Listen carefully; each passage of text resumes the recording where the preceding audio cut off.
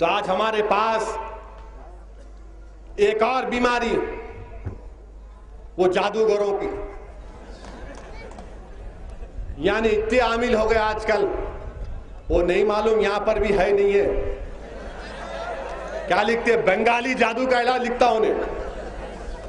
कभी दिल में कई बार ख्याल आया कि गाड़ी रोक के पूछूं जरा, बता तो सही मेरे को, बता क्या है वो।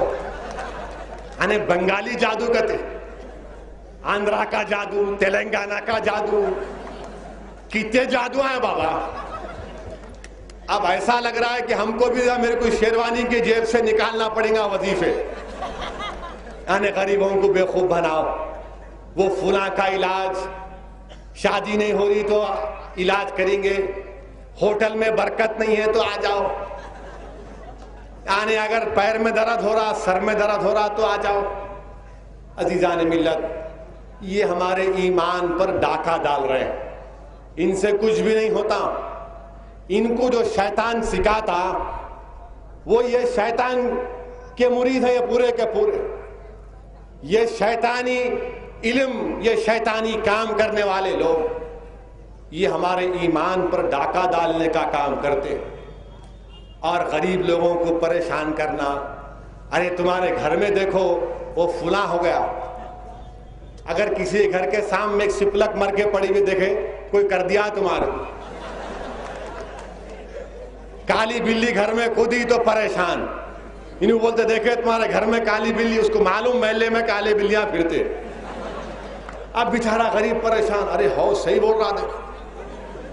ये नहीं देखते कि उसके घर में पूरे काले बिल्लियां, उन्हें खुद काला, उसके अमाल पूरे काले, ऐसा काला कि दुनिया के पूरे काले शर्मा जाना उसकी काली से। मगर नहीं, अजीजान मिल्लत, इन लोगों के पास मत जाइए। यकीनन अगर कोई जादू करता है, होता है जादू, तो ऐसे लोगों के पास जाइए जो शरीयत पर अमल करते हैं, जिनको देखकर आपको अल्लाह याद आ जाता। इन लोगों को देखे तो दिल बोलता भागो भागो भागो। इनके पास जाना क्या, एक ऑटो का मीटर है, अंदर जाते कि मीटर शुरू हो जाता। वो लाए वहां से दुकान से अंडे, अगरबत्ती, मैं वही दुकान से लाना। बाद में मालूम हुआ कि दुकान से इनका कमीशन है। अजीजान मिल्लत, और फिर हमारे अहमद पाशा कादरी साहब को अल्लाह अच्छा रखे, ये कादरिया अहले बैत आले रसूल अहमद पाशा कादरी साहब ने भी अल्हम्दुलिल्लाह हल्के चार मीनार में एक औरत जिसका नाम भाभी, अहमद पाशा कादरी साहब उस भाभी को पूरी उसकी हैसियत दिखा दी।